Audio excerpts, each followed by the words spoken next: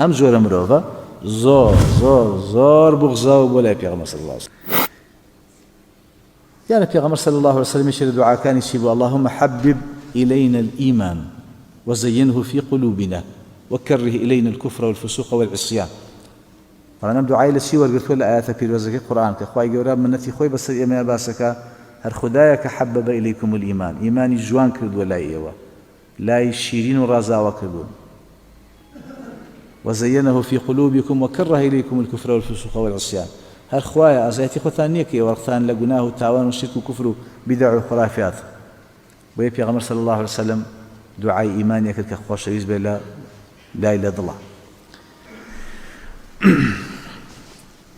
أما أوشتانا بن كبيغمبر صلى الله عليه وسلم خوش ريز دير بدواوس رقيلة شيبو وهي مجرق ما لوشتانا بيه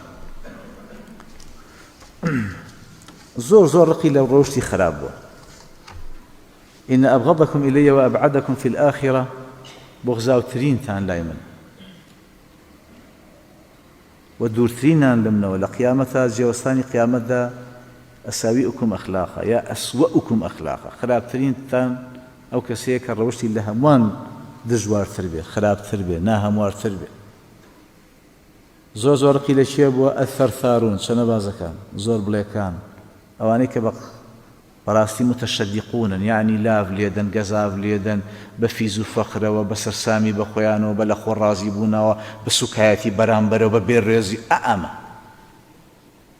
أم زور مروفا زور زور زور بغزاو بولاي بيغمر صلى الله عليه وسلم شيء لشي زياتره